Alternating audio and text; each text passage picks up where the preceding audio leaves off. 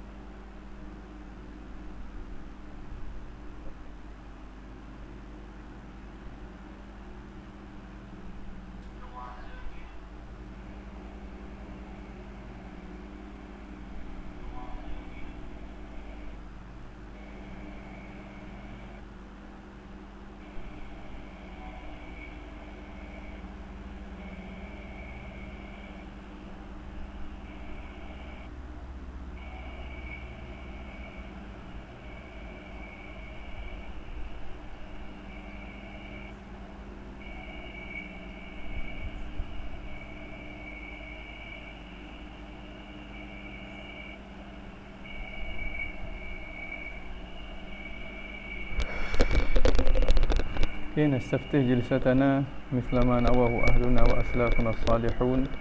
الله يدخل في نيتنا، الله يدخل نيتنا في نياتهم، وأعمالنا في أعمالهم، مقاصدنا في مقاصدهم، وعلى هذه النية وفي كل نية صالح من خيرات الدنيا والآخرة، من كل نية صالحة من خيرات الدنيا والآخرة، وإلى حضرة نبينا محمد صلى الله عليه وسلم. الفاتحة. أعوذ بالله من الشيطان الرجيم. بسم الله الرحمن الرحيم. الحمد لله رب العالمين، الرحمن الرحيم، مالك يوم الدين، إياك نعبد وإياك نستعين، اهدنا الصراط المستقيم، صراط الذين أنعمت عليهم غير المغضوب عليهم ولا الضالين. آمين آمين آمين يا رب العالمين.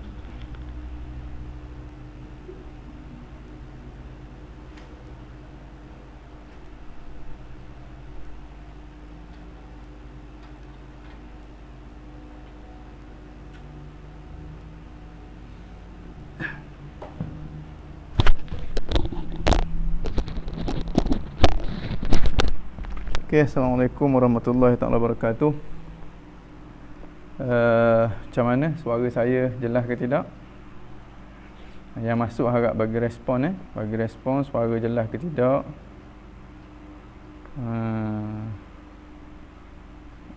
Hazim Rusli Belur, Muhammad Sabri Amin, Abdul Rahman Muti, Ustaz Man, Brother Soleh Tualang, jelas. Muasyam Tualang jelas, alhamdulillah. Okey, suara tak ada masalah alhamdulillah, suara jelas dah. Jelas comel Ustaz Amirul Zaki, ahlan wa sahlan marhabikum. Okey, alhamdulillah. Jadi kita mulalah. Kita mula majlis kita, kemudian harap share. Mana yang masuk tu harap share lah, biar semakin luas dia punya manfaat apa yang kita buat ni, supaya manfaat dia menjadi semakin besar. Bismillahirrahmanirrahim. Alhamdulillahi rabbil alamin. Nahmaduhu wa nasta'inuhu wa nastahdihi wa nastaghfiruh. Wa na'udzu billahi min syururi anfusina wa min sayyiati a'malina. Man yahdihillahu fala mudilla lahu wa man yudlil fala hadiyalah. Asyhadu an la ilaha illallah wahdahu la syarika lah, wa asyhadu anna sayyidana Muhammadan abduhu wa rasuluh. Allahumma salli wa sallim ala sayyidina Muhammadin al-Fatih lima ughliq wal khatim lima sabaq, nasiril haqq bil haqq, wal hadi ila siratikal mustaqim, wa ala alihi wa sahbihi haqqa qadrihi wa miqdaril azim. Subhanaka la ilma lana illa ma 'allamtana innaka antas samiul alim, wa tub 'alaina innaka antat tawwabur rahim. Qala rabbi shrah li sadri wa yassir li amri wahlul 'uqdatam min lisani yafqahu qawli. Rabbi zidna ilma warzuqna fahma. Allahumma aftah 'alaina futuhal 'arifin warzuqna fahman nabiyyin. bijahi khatamil anbiya wal mursalin. Rabbi yassir wa la tu'assir, Rabbi yassir wa la tu'assir, Rabbi yassir wa la tu'assir, fa inna taysiral asir alayka yasir. Amma ba'd. نوينا التعلم والتعليم والتذكر والتذكير والنفع والانتفاع والإفادة والاستفادة والحث على التمسك بكتاب الله وسنة رسوله والدعاء إلى الهدى والدلالة على الخير ابتغاء وجه الله مرضاته وثوابه سبحانه وتعالى. Assalamualaikum warahmatullahi taala wabarakatuh. Apa khabar semua sekali? Mudah-mudahan sihat belaka hari ini. Mudah-mudahan Allah Subhanahu Wa Taala bagi kefahaman yang jelas kepada kita. Allah pandang apa yang kita lakukan ini, dan Allah Subhanahu Wa Taala mengurniakan ganjaran dan rahmat Dia kepada kita semuanya. Amin ya rabbal alamin. Jadi kita dah sampai kepada halaman sebelum pada ni kita dah bincang tentang mabadi al-asyarah, 10 perkara asas yang sepatutnya kita kena tahu sebelum daripada kita masuk ke dalam sesuatu ilmu. Hari ini kita dah sampai ke halaman yang ke-25. Kalau dalam naskah Arab tu, naskah Ta'liqat As-Saniyah, halaman yang ke-25. Manakala Anwarul Bahiyah, naskah terjemahan, di halaman yang ke-39. Halaman ke-39. Tajuk huraian muqaddimah. Yang Arab, Ta'liqat As-Saniyah, halaman yang ke-25. Qala al-musannifu rahimahullahu ta'ala wa nafa'ana bihi wa bi'ulumihi fid darain amin ya rabbal alamin. Qala al-musannifu wa huwa Abu Abdillah Muhammad bin Yusuf As-Sanusi Al-Hasani, tufiya sanah 895 Hijrah, rahmatullahi ta'ala alaihi. Qala al-musannifu, telah berkatalah musannif. Musannif maknanya pengarang kitab ni. Wa huwa, dan dia pengarang adalah Abu Abdullah Muhammad bin Yusuf As-Sanusi Al-Hasani, tufiya sanah 895 Hijriyah, rahmatullahi ta'ala alaihi. Hadhihi hiya jumlah ad-du'aiyah. Ni orang panggil jumlah du'aiyah. Rahmatullahi ta'ala alaihi, kalau kita terjemah, maksud dia rahmat Allah Subhanahu Wa Ta'ala ke atasnya. Tapi sebenarnya yang tulis tu dia nak doa. Maksud dia mudah-mudahan Allah Subhanahu Wa Ta'ala turun rahmatnya ke atas Imam As-Sanusi, ke atas Abu Abdullah ini. Kerana apa? Kerana jasa dia cukup besar kepada kita dalam konteks ilmu akidah. Sehingga susunan dia lah yang membentuk sifat 20 yang menjadi pendekatan utama pengajian akidah, khususnya yang berkait dengan ketuhanan dan kenabian di alam Melayu kita. Maknanya bila orang sebut sifat 20 secara tepatnya, susunan kepada salbiyah, nafsiyah, salbiyah, ma'nawiyah tu yang disusun oleh Imam Abu Abdullah Muhammad bin Yusuf As-Sanusi ini. Baik. Alhamdulillah, ini muqaddimah kepada Imam As-Sanusi. Alhamdulillah wassalatu wassalamu ala Rasulillah. Alhamdulillah, segala puji-pujian itu lillah, bagi Allah. Seperti mana yang kita sebut baru ni lah. Mulanya dengan bismillah, kemudian diikuti dengan alhamdulillah.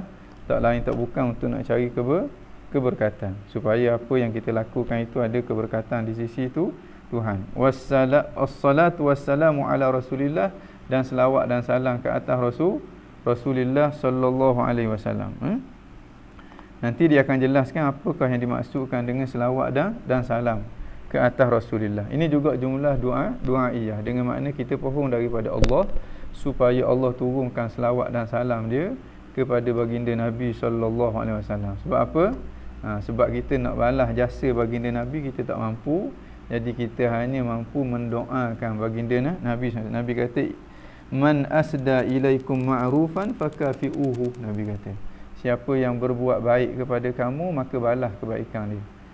Fa illam tukafi'uhu, kalau kamu tak mampu untuk nak balas kebaikan dia, fad'ulah, maka hendaklah kamu berdoa kepada dia. Ini orang kata suruhan daripada baginda Nabi sallallahu alaihi wasallam.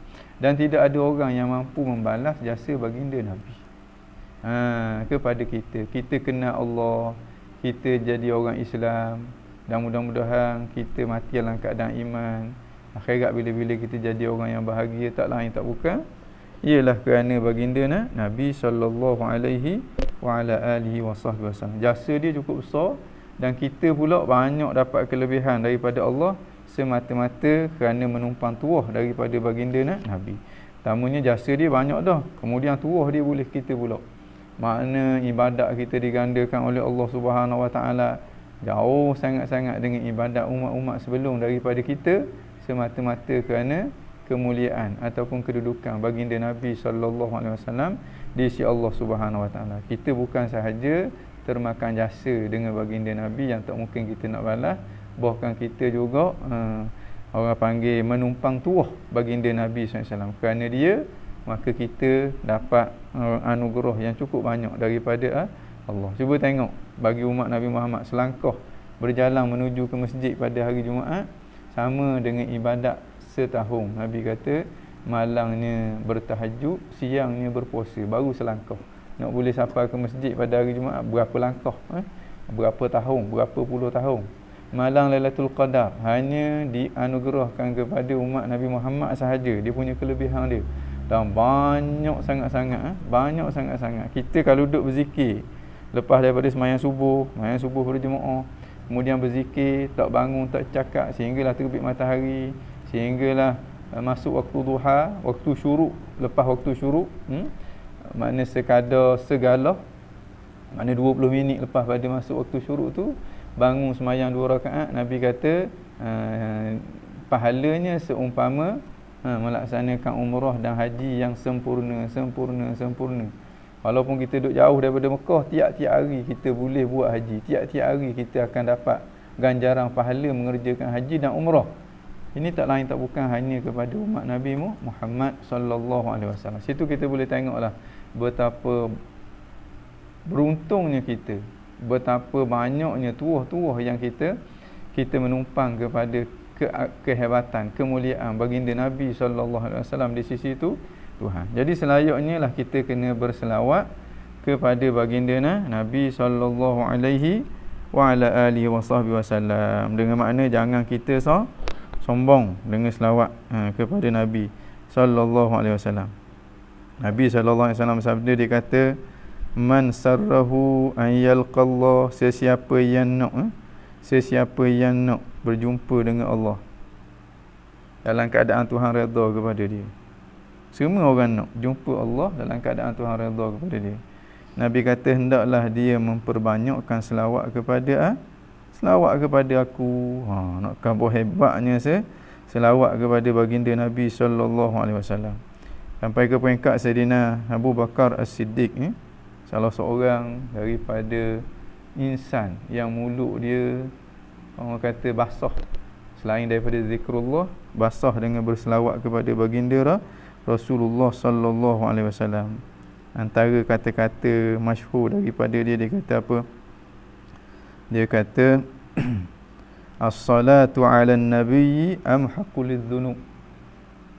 Selawat kepada Nabi itu lebih menghapuskan, lebih orang kata lebih berkesan dalam menghapuskan dosa. Minal ma'il baridi, daripada air yang sejuk, linnari, bagi api. Makna bagaimana air yang sejuk dia boleh menghapuskan api, maka berselawat kepada Nabi lebih hebat lagi penghapusan dosa kerana berselawat kepada Nabi. Ini besar sangat-sangat. Pertamanya kerana Nabi, yang kedua selawat kepada Nabi pun jadi besar juga.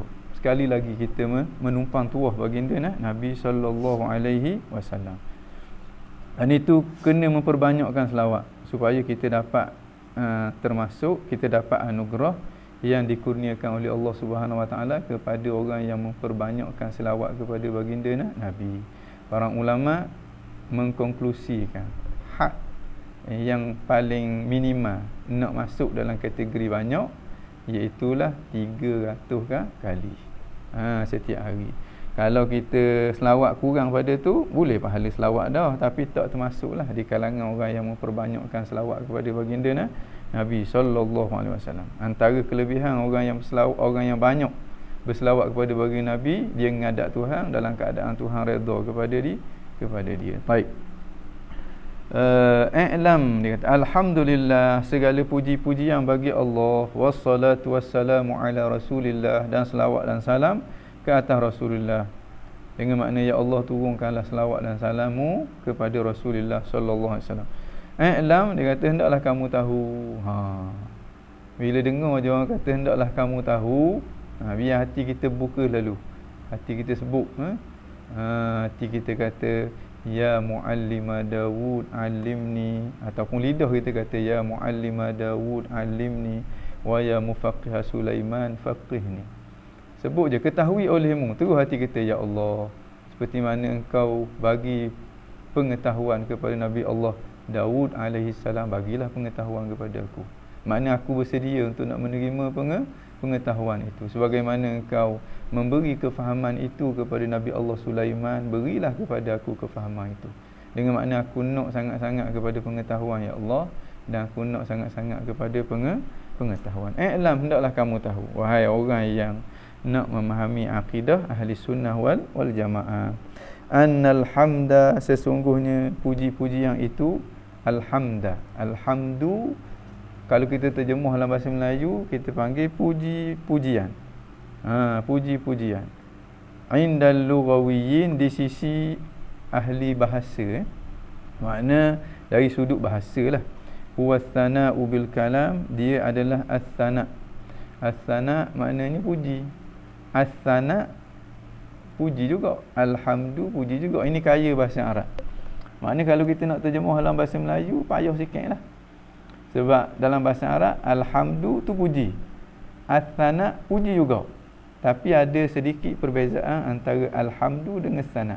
Di sana ada satu lagi perkataan al-madhu, pun puji juga. Alhamdu, hamdu. Satu lagi madhu, tukar huruf, makna puji juga. Tapi ada perbezaan sedikit dari sudut makna. Satu as-sana', perbezaan dari sudut makna. Kita orang Melayu semua kita panggil puji belaka. Jadi dari segi bahasa, perkataan alhamdu, maksud dia as-sana', iaitulah puji. Sana' dengan makna zikru bi khairin, sebut sesuatu yang baik. Itu makna as-sana'. Itu makna puji. Tapi alhamdu itu sebahagian daripada as-sana'. Zikru bi khairin itu sebahagian daripada zikru bi, alhamdu sebahagian daripada zikru bi khair. Sebut benda baik, sebut benda molek. Kalau sebut benda buruk, tu nama an-nasa' tengok bahasa Arab. Daripada as-sana' dia ubah dia kedudukan huruf dia, as-sana' jadi an-nasa'. As-sana' sebut benda baik, an-nasa' sebut benda buruk. Macam gengupak orang Arab sebut an-nasa'. Sana nasa yansu dengan makna irtaba yartabu.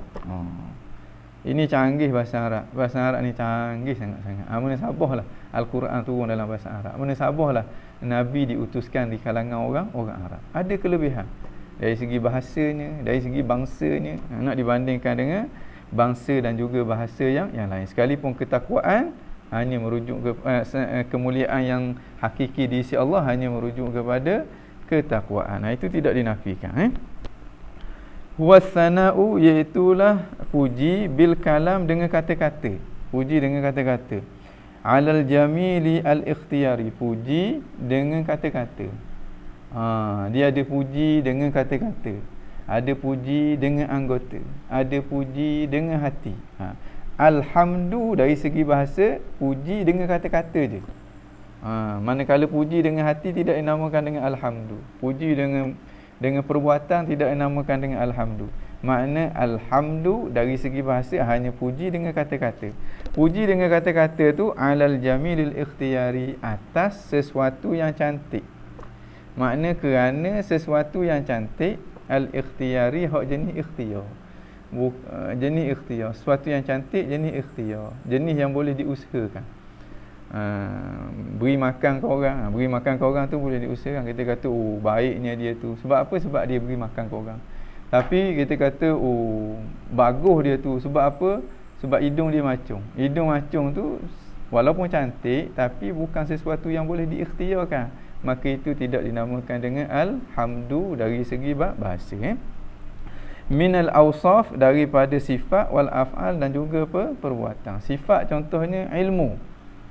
Seorang yang berilmu, ilmu tu boleh diusahakan. Maka kita puji dia, kita kata hebat dia tu. Sebab apa kita kata dia hebat? Sebab dia ada ilmu. Ilmu tu sesuatu yang boleh diusahakan, maka itu dinamakan dengan alhamdu. Kita kata hebat dia tu. Sebab apa? Sebab dia tinggi. Tinggi bukan sesuatu yang boleh kita usahakan. Jadi itu tidak dinamakan dengan alhamdu dari segi bahasa. Wal af'al, dan juga perbuatan. Kita kata baik dia tu sebab dia tolong kita dengan perbuatan dia. Maka itu dinamakan dengan alhamdu dari segi bahasa. Wa amma fil urfi, adapun dari segi uruf pula. Uruf dengan makna dari segi istilah para ulama lah.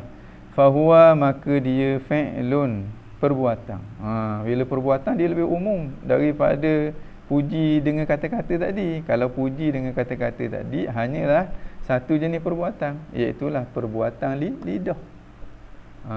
Tapi puji dari segi istilah makna dia perbuatan. Bila sebut perbuatan, sama ada perbuatan lidah, sama ada perbuatan anggota, sama ada perbuatan hati.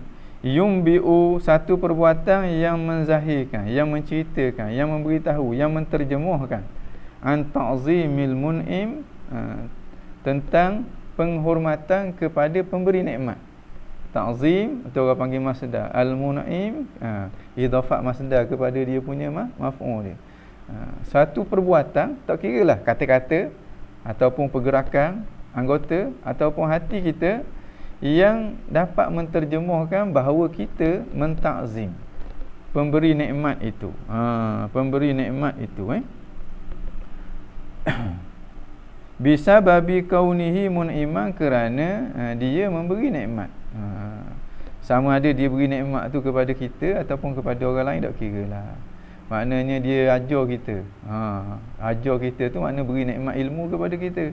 Maka kita kata baik hatinya dia. Baik hati tu orang kata apa? Sesuatu perbuatan lidah, baik hatinya dia, ataupun kita khidmat kepada dia. Khidmat tu perbuatan anggota, ataupun hati kita sayang kepada dia. Itu perbuatan hati. Semuanya itu dinamakan alhamdu dari segi istilah. Dari segi istilah para ulama. Dengan makna kalau kita tengok sini, alhamdu dari segi bahasa dengan alhamdu dari segi istilah. Alhamdu dari segi istilah dia lebih umum makna dia daripada alhamdu dari segi bahasa. Dengan makna setiap hamdu dari segi istilah, setiap hamdu dari segi bahasa mesti hamdu dari segi istilah, tapi bukan setiap hamdu dari segi istilah itu mesti hamdu dari segi bahasa. Ini orang panggil umum dan juga khusus. Baik. Jadi itu makna alhamdu. Alhamdulillah, segala puji-pujian itu milik Allah Subhanahu Wa Taala. Sama ada pujian dengan kata-kata ataupun pujian dengan anggota ataupun pujian dengan hati. Dari segi istilahnya, mana-mana perbuatan yang menunjukkan kepada penghormatan sesuatu itu kepada pemberi nikmat, maka itu dinamakan dengan puji. Alhamdulillah, segala puji-puji, habis jenis puji. Sama ada puji dengan lidah, puji dengan perbuatan, puji dengan hati, semuanya adalah milik Allah Subhanahu Wa Ta'ala. Sebab alhamdu di situ, hamdu istilahi, hamdu istilahi. Baik. Walil hamdi arkanun, dan bagi puji itu ada beberapa rukun. Wa aqsam, ada beberapa bahagian. Ada beberapa rukun dan ada beberapa kategori lah. Ada beberapa bahagian. Fa arkanuhu, maka rukun dia khamsah. Rukun dia kena ada 5. Pertamanya hamid, yang memuji. Kalau tak ada yang memuji, tak ada lah puji tu. Yang keduanya mahmud, yang dipuji. Kalau tak ada yang dipuji, tidak adalah puji tadi. Kemudian mahmud alaihi, yang dipuji kerananya, dengan makna sebab kenapa sesuatu itu dipuji. Sebab kenapa sesuatu itu dipuji. Kalau saya saja puji tak ada sebab, tu kerja orang tak cerdik, orang yang tidak berakal. Sama ada sebab tu berupa nikmat yang sampai kepada kita daripada dia, ataupun sampai kepada orang lain daripada dia, ataupun berupa kesempurnaan yang ada pada dia. Itu makna pun mahmud bih. Mahmud alai, mahmudu bihi, yang dipuji dengannya. Kita puji dia dengan benda. Puji atas benda, atas butir benda orang panggil. Kita kata Ali tu cerdik. Mahmudu bihi, cerdik.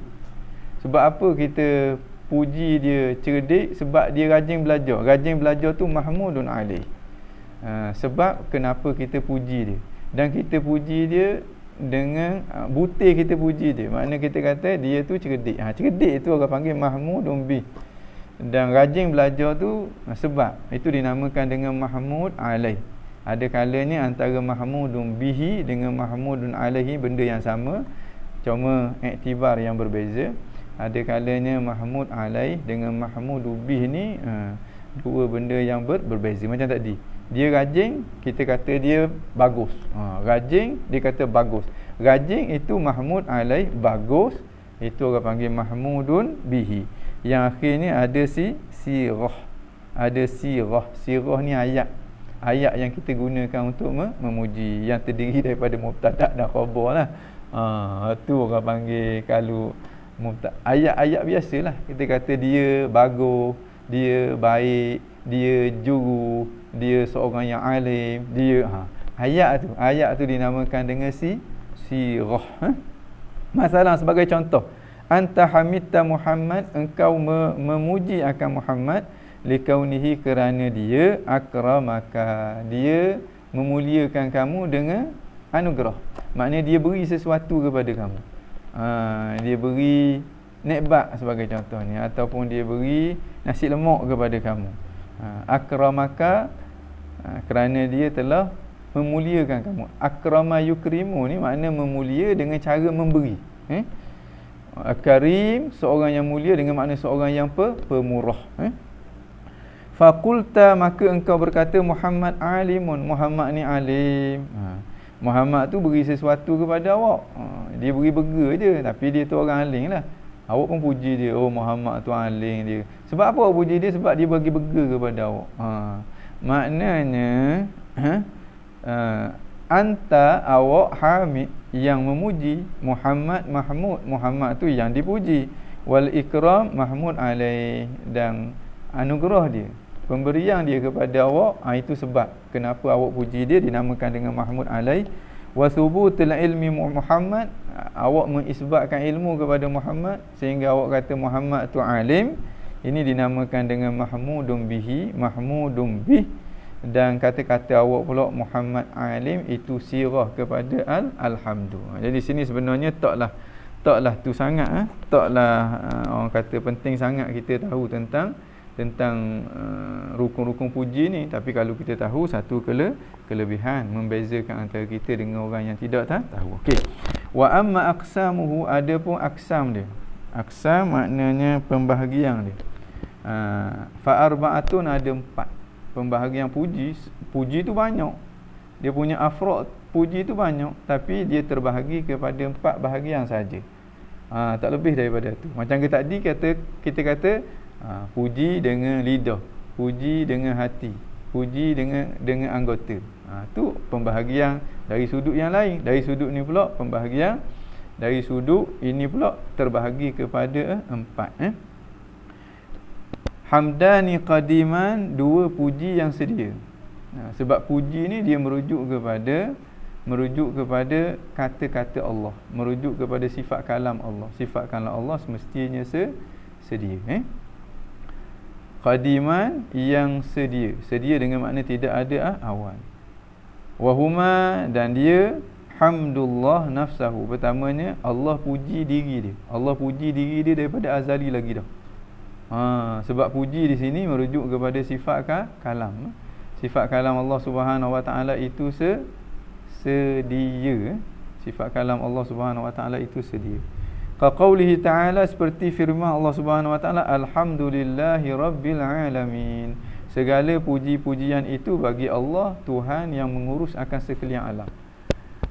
Huruf tu ada awal lah, alif lam hamidah tu ada awal lah. Tetapi puji-pujian itu tidak ada awal.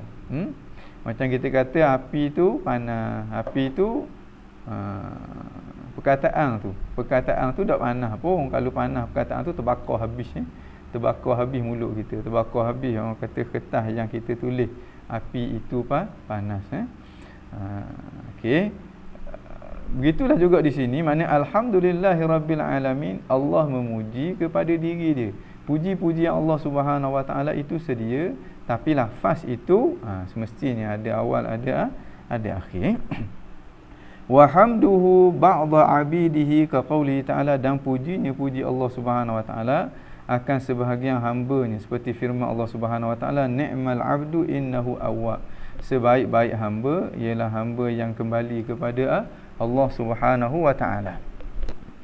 Zahir dan juga batin dia. Makna Allah puji kepada orang yang begitu, sehingga Allah kata itulah sebaik-baik hamba. Dan puji-pujian Allah Subhanahu Wa Taala itu tidak ada awal, sebab dia merujuk kepada sifat kalam Allah Subhanahu. Perkataan tu ada awal lah. Perkataan tu dia mentadbirkan akan sifat kalam Allah Subhanahu Wa Taala. Okey. Macam kita kata perkataan api, dia mentadbirkan tentang makna api. Perkataan api tu tak panas. Hak yang panasnya api. Maknanya kata-kata ataupun kita kata lafaz dan juga perkataan itu tidak sedia. Yang sedianya ialah kalam Allah Subhanahu Wa Taala. Yang dinamakan dengan puji Allah Subhanahu Wa Taala itu. Wa hamdani hadisan, dan dua jenis yang baharu. Sebab dia datang daripada yang baharu, datang daripada manusia, datang daripada malaikat, datang daripada jin. Wahuma, iaitu hamduna li ba'dina, puji kita kepada sesama kita. Wa hamduna lillahi ta'ala, dan puji kita kepada Allah Subhanahu Wa Ta'ala. Puji kita sama kita, puji kita kepada Allah Subhanahu Wa Ta'ala. Okey.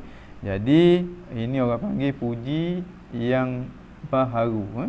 Puji yang sedia ni ada dua, puji Allah kepada zat dia, sifat dia, puji Allah kepada makhluk dia. Yang kedua, puji yang baharu, iaitulah puji kita sesama kita dan puji kita kepada Allah Subhanahu Wa Taala. Jadi dua campur dua jadi empat kategori puji ni.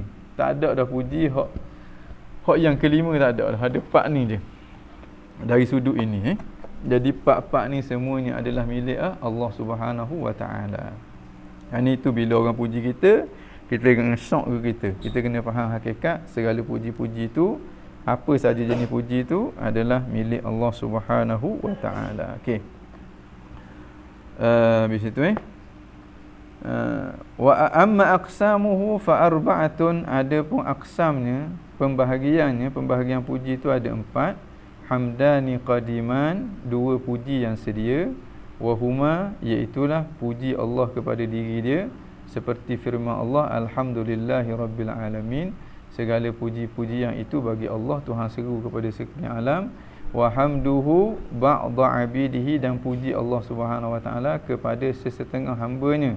Ka qaulihi ta'ala, seperti firman Allah Subhanahu Wa Taala, ni'mal 'abdu innahu awwab. Sebaik-baik hamba ialah hamba yang kembali kepada Allah Subhanahu Wa Taala. Wa hamdani hadithani, dan dua puji yang baharu. Wahuma, dan keduanya itu hamduna li ba'dina, puji kita akan sebahagian daripada kita. Wa hamduna lillah, dan puji kita kepada Allah Subhanahu Wa Taala. Baik. Selesai berkenaan dengan puji dari segi bahasa, dari segi istilah, rukun puji dan juga pembahagian puji. Ini semuanya adalah milik Allah Subhanahu Wa Taala. Jadi jangan berasa sok puji itu lekat pada kita. Baik. Wa amma syukru lughatan, adapun syukur dari segi bahasa pula. fa huwa sana'u bil lisan, maka dia puji dengan lidah, au bi ghairihi, ataupun selain daripada lidah, puji dengan anggota, puji dengan hati, alal mun'im, kepada pemberi nikmat, bisa babi ma ausala ila syakir minan ni'ami, kerana sebab dia telah menyampaikan nikmat kepada orang yang bersyukur. Itu makna syukur. Syukur maknanya kita puji orang yang beri nikmat kepada kita. Itu makna syukur. Puji di situ sama ada puji dengan lidah, kita kata dia baik, kita kata dia pemurah, ataupun puji dengan anggota, kita taat segala perintah dia, kita khidmat kepada dia, ataupun puji dengan hati kita sayang ke dia, hati kita ingat kepada dia, hati kita takut nak buat benda yang dia larang. Itu maksud syukur dari segi bahasa. Syukur dari segi bahasa. Dengan makna syukur dari segi bahasa. Okey. Makna syukur dari segi bahasa ni lebih kurang makna dia dengan puji dari segi istilah. Syukur dari segi bahasa makna dia menepati dengan puji dari segi istilah. Makna perbuatan yang menunjukkan kita sanjung kepada pemberi nikmat.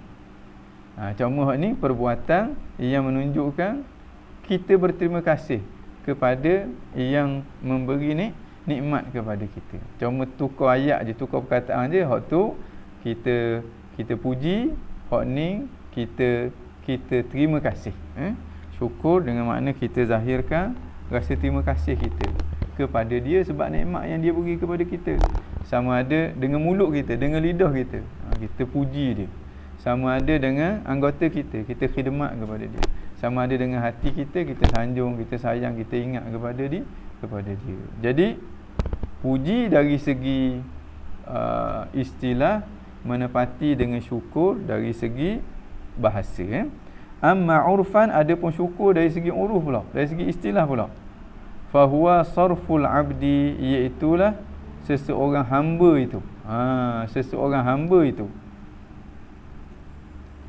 Sarfu, menggunakan. Seseorang hamba itu dia menggunakan jami'a ma an'amallahu bihi alaihi, semua nikmat yang Allah kurniakan kepada dia.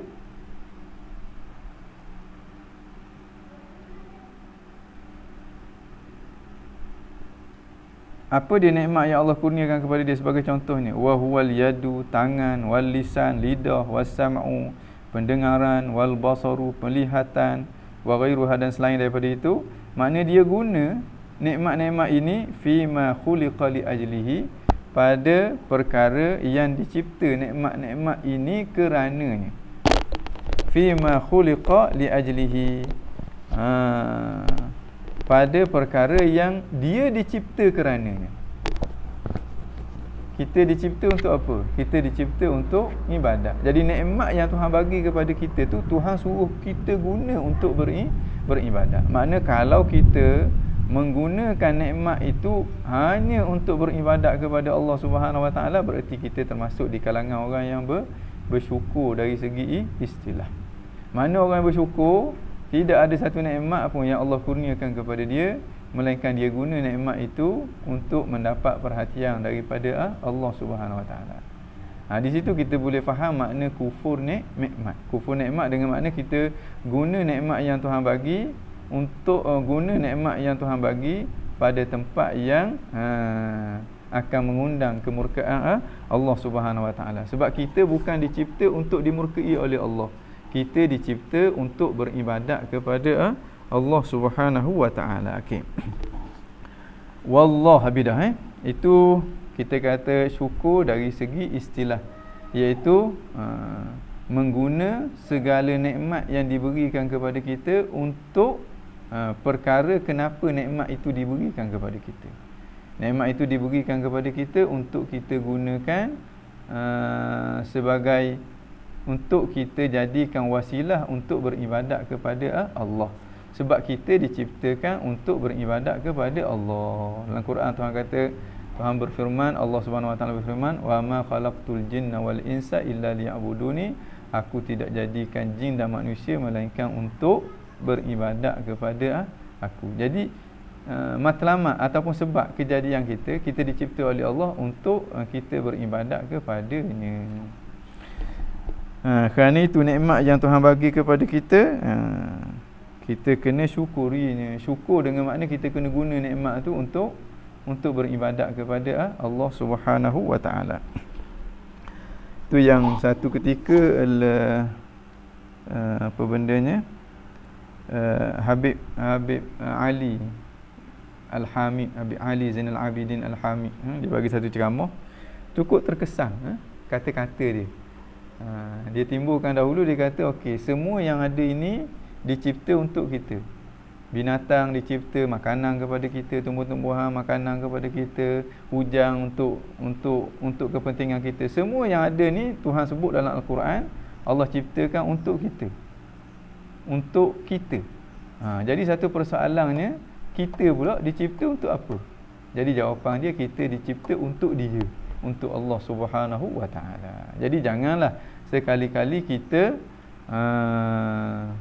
dahlah kita ambil nikmat yang dicipta untuk kita, tapi kita sendiri kita orang kata hidup bukan untuk Allah, tapi untuk selain daripada Allah Subhanahu wa taala. A'adzanallahu min zalik. Okey. Habis itu. Wallahu, dan Allah ni dia nak syarah kepada alhamdulillah tu. Wallahu, dan Allah alamun adalah nama khas ala zat, kepada zat al-wajibil wujud, zat yang wajib ada, dengan makna zat yang tidak ada awal, zat yang tidak perlu kepada yang lain untuk dicipta, zat yang tidak kait dengan masa, zat yang tidak kait dengan tempat, zat yang tidak sama dengan zat-zat yang lain, zat yang maha esa. Itu makna al-wajibul wujud. Semata-mata kalau kita yakin Allah tu wajib ada, lazim daripada tu mesti tak ada awal, lazim daripada tu mesti tak ada akhir, lazim daripada tu mesti tak sama dengan makhluk. Cukup dah sifat salbiyah tu habis, masuk belaka dah situ. Tapi para ulama kita tetap menjelaskan satu persatu. Sebab apa? Sebab nak suruh kita benar-benar jelas dalam perkara yang berkait dengan ketuhanan. Okey. Allah alamun adalah nama ala zat, nama bagi satu zat, nama bagi zat al-wajib, yang wajib, al-wujud, yang wajib ada, yang mustahil dia tak ada. Yang mustahil dia tak ada, wajib dia ada. Al-mustahiqi, yang berhak li jami'il mahamid, akan segala puji-pujian. Dengan makna zat yang wajib ada, yang segala puji-pujian itu adalah milik dia. Itulah dia Allah Subhanahu wa taala. Itulah dia Allah Subhanahu wa taala. Makna Allah nama bagi Tuhan kita. Allah itu adalah nama bagi Tuhan kita. Okey. Dan bagi Tuhan sekalian makhluk. Tak kiralah dia orang Hindu ke orang Keling ke, Tuhan hanya satu je, Allah Subhanahu wa taala. Jangan pula kita kata Tuhan orang Hindu tu Shiva, Vishnu, Brahma, jangan. Itu walaupun mungkin kita tak niat bahawa Shiva, Hindu, Brahma tu sekutu bagi Tuhan, tapi kata-kata itu ada sedikit bahayanya. Ada sedikit bahayanya. Kerana itu kalau kita tengok manuskrip ulama Melayu, dia tak kata Tuhan orang kafir. Dia tak kata Tuhan orang kafir, Tuhan orang Nasrani, tak. Dia kata sembahan orang kafir, sembahan musyrikin Mekah. Cuba kita perhati manuskrip Melayu kita. Ulama-ulama kita beraluh dalam isu ni. Dia guna perkataan sembahan. Sembahan okeylah, ada sembahan yang benar Allah, ada sembahan yang batil, itu selain daripada Allah. Sebab sembahan itu merujuk kepada perbuatan manusia. Habis itu wassalatu, dan selawat pula minallah, daripada Allah, ala nabiyhi, kepada nabinya, iaitu kepada Nabi Muhammad sallallahu alaihi wasallam, ziyadatu takrimatin lahu, penambahan kepada anugerah baginya. Anugerah semua makhluk Allah, Tuhan bagi anugerah belaka. Dan selawat itu bukan anugerah biasa, anugerah yang luar biasa. Itu yang kita minta Allah kurniakan kepada baginda Nabi sallallahu alaihi wasallam. Itu yang dia maksudkan dengan ziyadatu takrimatin lahu, penambahan kepada anugerah baginya, bagi Nabi sallallahu alaihi wasallam. Wa in'am dengan takrimah sama je makna dia. Makna nikmat yang lebih dari segi kuantiti dia, lebih dari segi kualiti dia. Sekira-kira kuantiti dan kualiti itu Tuhan tak bagi kecuali hanya kepada baginda Nabi sallallahu alaihi wasallam sahaja. Mana kita minta sesuatu yang istimewa supaya Allah kurniakan kepada baginda Nabi. Ini yang para ulama kata as-salah kalau datang daripada Allah maknanya rahmah. Rahmah mana apa? Rahmah itulah makna takrimah tu. Itulah dengan makna in'am. Rahmat Allah dengan makna anugerah Allah. Anugerah Allah yang anugerah, bila sebut anugerah tu suatu benda yang baiklah. Suatu benda yang baik yang dianugerahkan oleh Allah Subhanahu Wa Taala. Ini rahmat Allah. Ini takrimah Allah. Ini nikmat Allah Subhanahu. Yang kita minta kepada Nabi, anugerah yang lebih daripada itu. Dah guana yang bersesuaian dengan ketinggian Nabi sallallahu alaihi wasallam di sisi Allah, yang bersesuaian dengan kecintaan Allah Subhanahu Wa Taala kepada baginda Nabi sallallahu alaihi wasallam. Okey. Wassalamu, dan salam pula ziyadatu ta'min. Salam maknanya kesejahteraan. Kita pun dapat sejahtera juga daripada Allah. Kita tak ada huru-hara, boleh hidup, boleh hirup udara, boleh minum air, boleh jalan, boleh pergi bandar, boleh itu, boleh ini. Salam. Tapi yang kita minta diturunkan kepada Nabi ialah ziyadatu ta'min. Makna keamanan yang bertambah, keamanan yang lebih. Wa tahiyyatin, dan juga tahiyyah tayyibah. Tahiyyah kita kata kata-kata penghargaan. Tayyibah yang baik. Wa ta'zim, kata ta'zim ni kata-kata yang menunjukkan Allah membesarkan akan baginda Nabi sallallahu alaihi wasallam. Lalu kita kata bagi salam kepada baginda Nabi dengan makna ya Allah. Setengah ulama jumhur ahli sunnah wal jamaah dia tafsirkan makna assalam itu dengan makna kita minta supaya Allah Subhanahu Wa Taala memperdengarkan kata-kata dia yang sedia, yang menunjukkan takzim dia yang amat tinggi kepada baginda Nabi sallallahu alaihi wasallam, yang mana dengan kata-kata takzim itu akan amat mengembirakan hati baginda Nabi sallallahu alaihi wasallam. Itu yang kita minta daripada Allah, daripada selawat dan salam kita kepada Rasulullah sallallahu alaihi wa ala alihi wa sahbihi wa baraka wasallam. Jadi salam ini sama ada Allah mengamankan baginda Nabi, ataupun dengan makna Allah memperdengarkan kata-kata takzim daripada dia kepada baginda Nabi sallallahu alaihi wa ala alihi wa sahbihi wa baraka wasallam. Okey. Wa Rasulullah huna, yang dimaksudkan dengan Rasulullah di sini pada matang tu disebut alhamdulillah wassalatu wassalam ala Rasulillah, kepada Rasulullah. Rasulullah mana? Rasulullah ramai. Setengah ulama kata ada 313 orang Rasulullah. Setengah ulama kata lebih banyak daripada tu. Jadi Rasulullah hak mana seorang ni? Wa Rasulullahi huna, dan Rasulullah yang dimaksudkan di sini huwa sayyiduna Muhammad sallallahu alaihi wa alihi wasallam, iaitu Nabi kita Muhammad sallallahu alaihi. Itulah yang kita maksudkan apabila kita itlaqkan lafaz Rasulullah.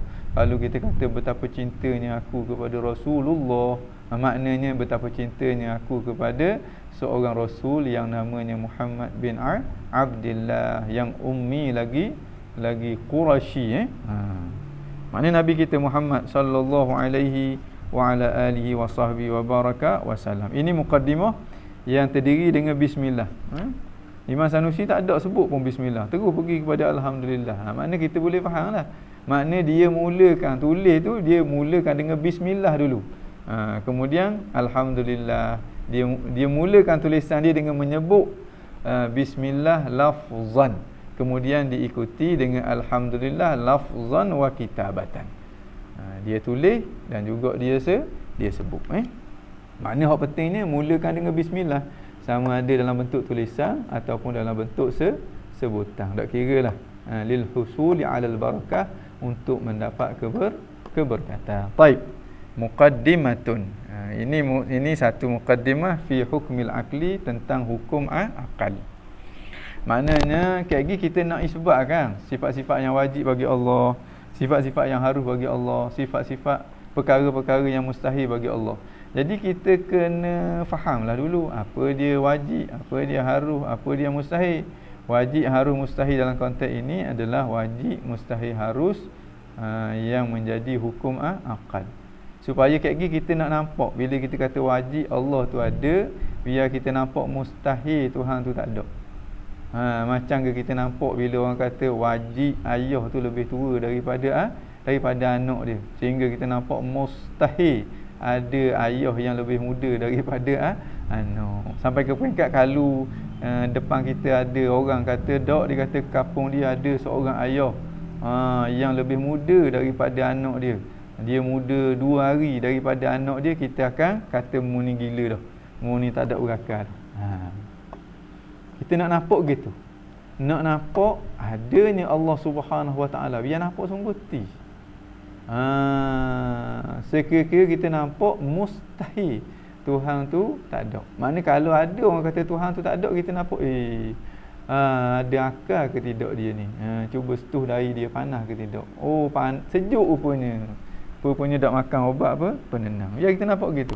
Maknanya bila sebut turun, mesti turun wajib ke bawah. Maknanya kalau orang kata tak, itu di Malaysia. Tapi kalau di belah balik Afrika ada juga turun ke atas. Kita kata mu ni jeng dah.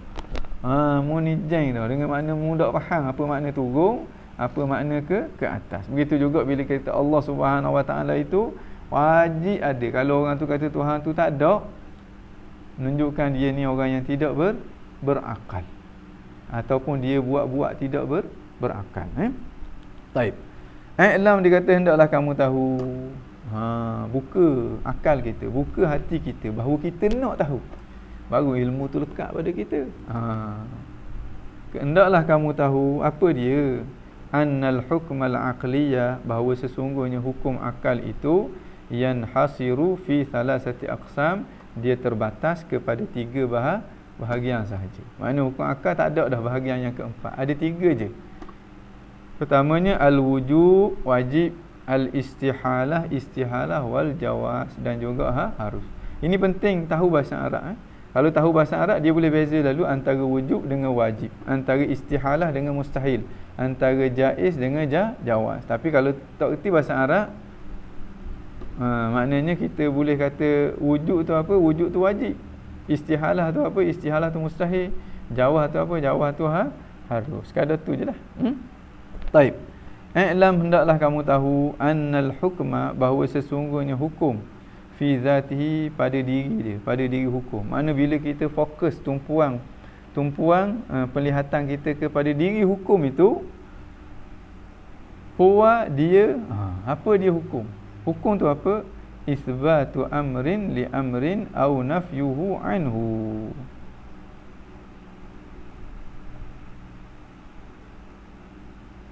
Iaitulah mengisbatkan sesuatu bagi sesuatu, ataupun menafikan sesuatu daripada sesuatu. Itu orang panggil hukum. Semayang wajib, kita mengisbatkan, diisbatkan wajib kepada semayang. Semayang duha tidak wajib, dinafikan wajib daripada semayang duha. Ada 2, isbat dengan nafi. Mengisbatkan sesuatu pada sesuatu, itu hukum. Menafikan sesuatu pada sesuatu, itu hukum. Kita kata orang curi itu kena jara 30 tahun. Makna mengisbatkan jara 30 tahun kepada orang curi, itu makna hukum. Orang curi itu tidak dikenakan apa-apa hukuman. Makna menafikan apa-apa hukuman daripada orang curi itu. Itu maknanya hukum. Hukum. Baik. Ka isbatil wujud li Muhammadin fi qaulika Muhammadun mawjud. Seperti mengisbatkan ada bagi Muhammad pada kata-kata engkau Muhammad itu ada. Mana kita kata Muhammad ada, Muhammad comel, Muhammad baik, Muhammad alim, itu semuanya adalah hukum. Dengan makna kita mengisbatkan sesuatu kepada sesuatu. Muhammad ada, mengisbatkan ada kepada Muhammad. Muhammad baik, mengisbatkan baik kepada Muhammad. Muhammad cantik, mengisbatkan cantik kepada Muhammad. Itu dinamakan dengan hukum. Habis itu.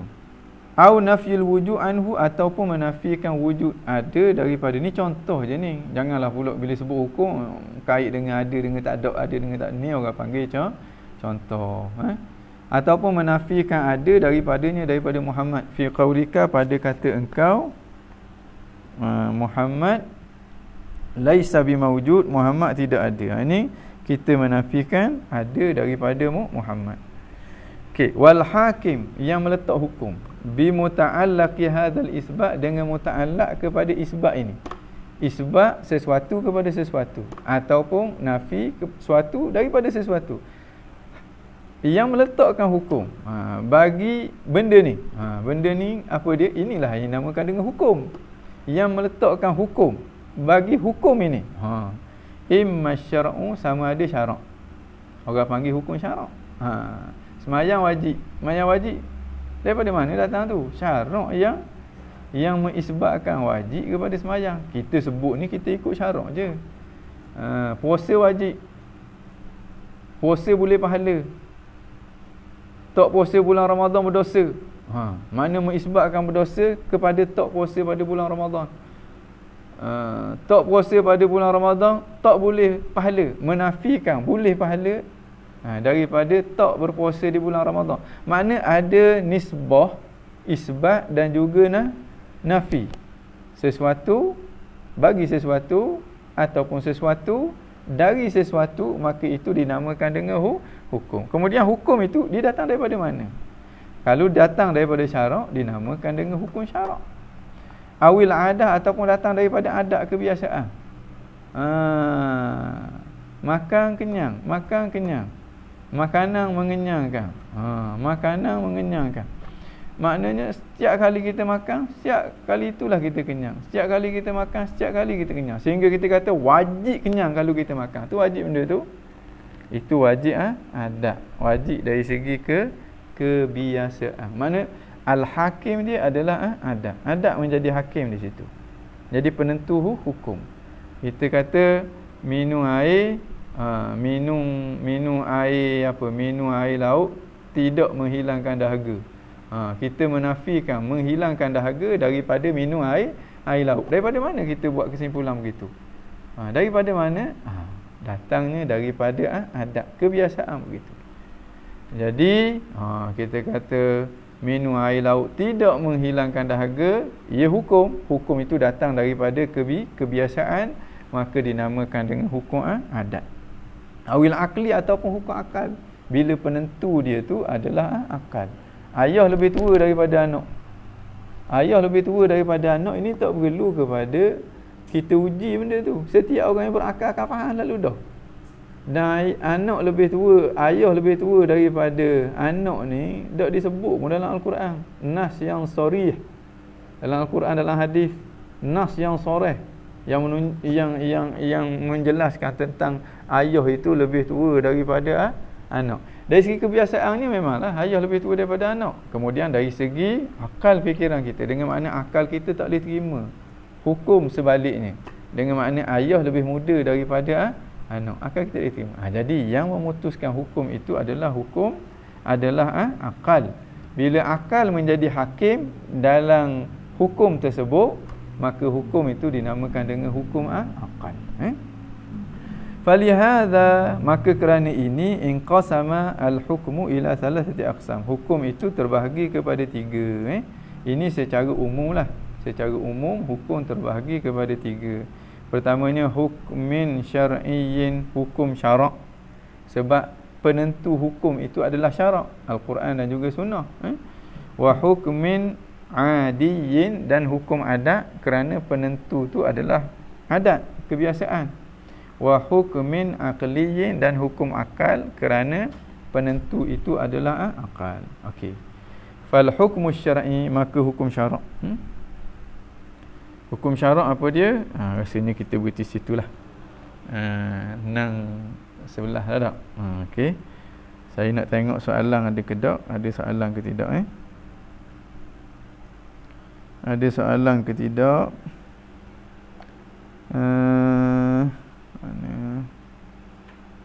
Mana pula ni?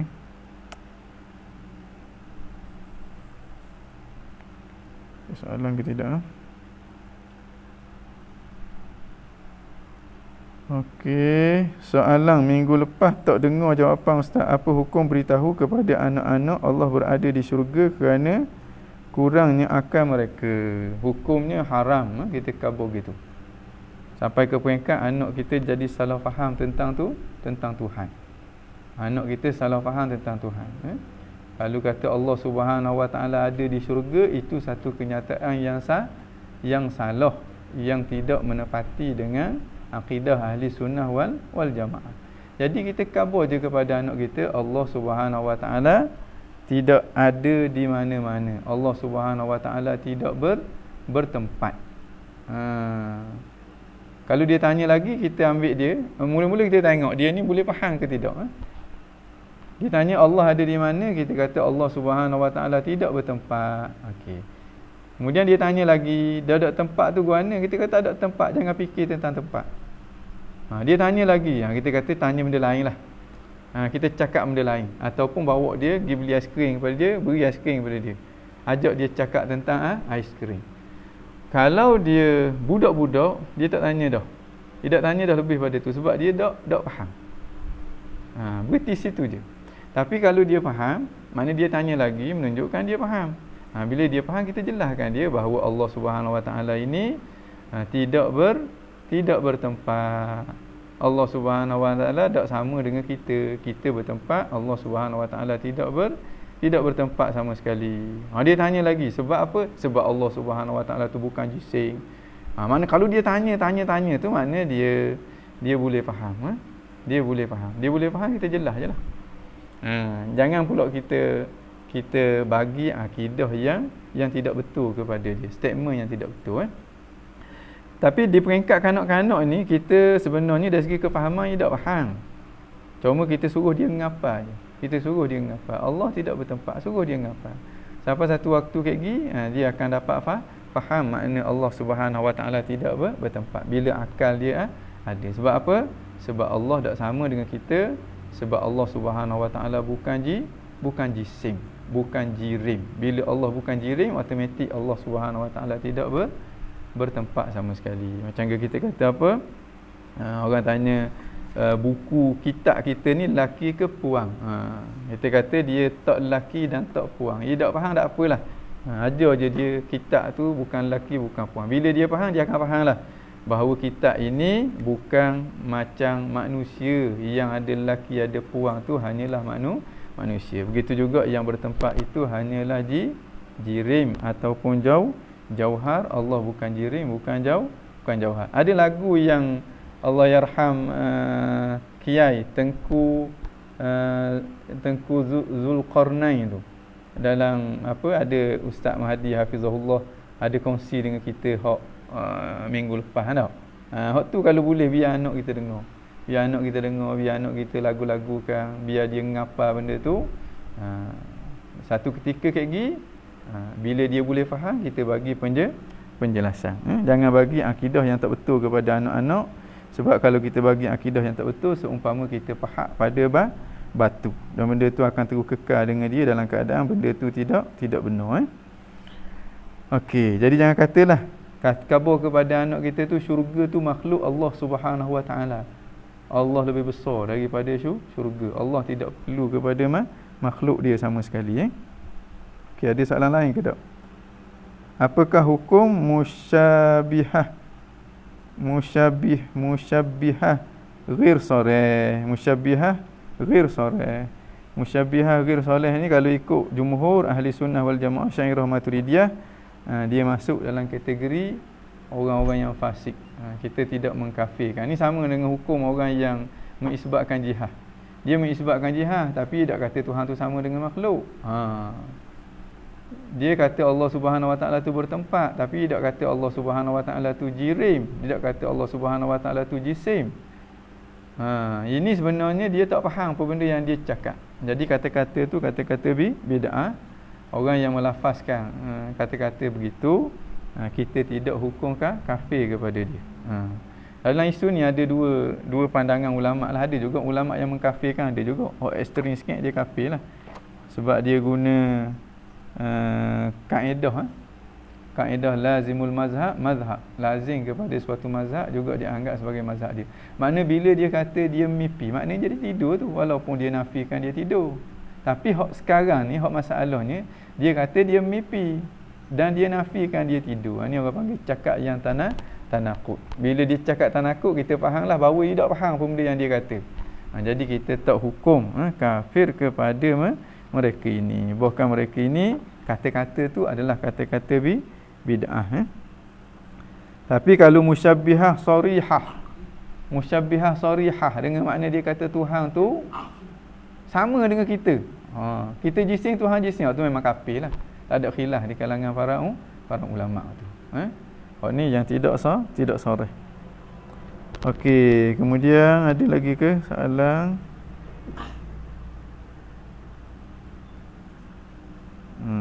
Tak ada dah soalan tak? Mana ni saya tak tupi. Okeylah, rasa tak ada dah.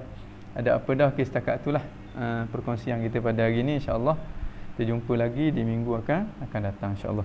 Jadi kita tutup dengan selawat kepada baginda Nabi sallallahu alaihi wasallam.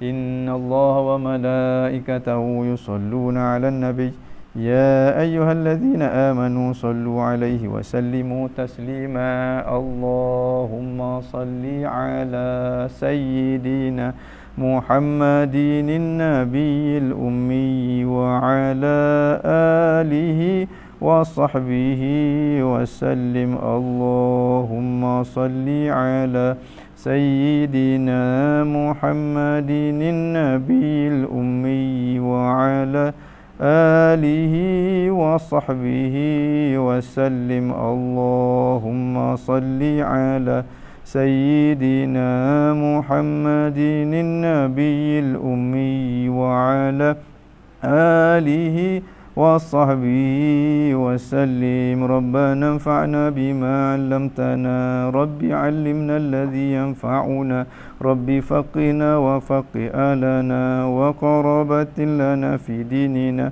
مع أهل قطر أنثى وذكر رب وفقنا ووفقهم لما ترتضي قولا وفعلا كرما وارزق الكل حلالا دائما وأقل أتقياء علما نهضى بالخير ونكفى كل شر.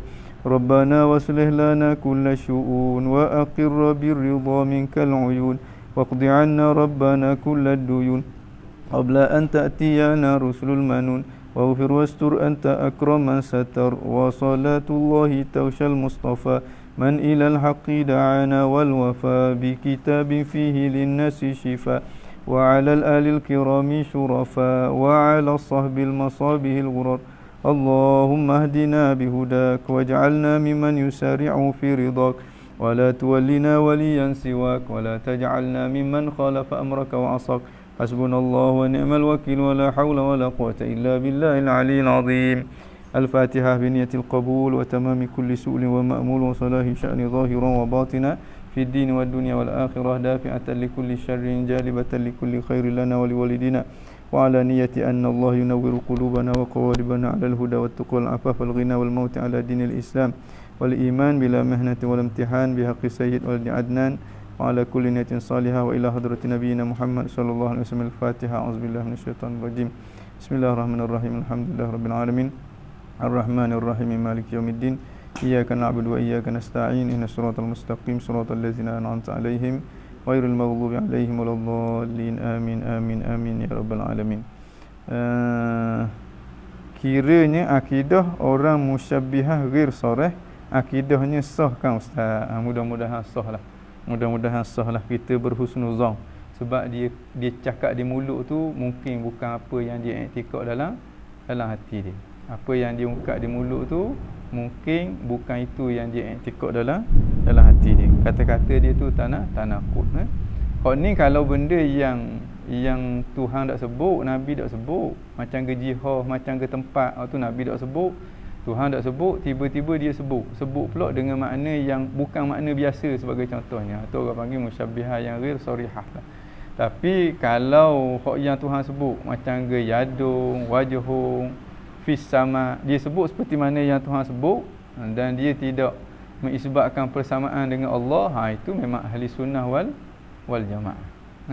Dia menyebut apa yang Tuhan sebut. Tuhan kata huwa fis sama', dia di langit, dia pun kata Tuhan di langit. Dan dia faham bahawa Tuhan di langit itu bukan dengan makna Tuhan bertempat di situ, tapi dengan makna apa? Makna yang layak dengan kebesaran Allah. Itu memang akidah ahli sunnah wal jamaah. Hak ni Tuhan berjihad atas. Dalam Quran Tuhan tak sebut pun jihad atas. Dalam hadis Nabi tak sebut pun jihad atas. Tiba-tiba pandai-pandai dia tambah Tuhan jihad atas. Kalau kita kata kalau gitu Tuhan jising ke? Bukan jising.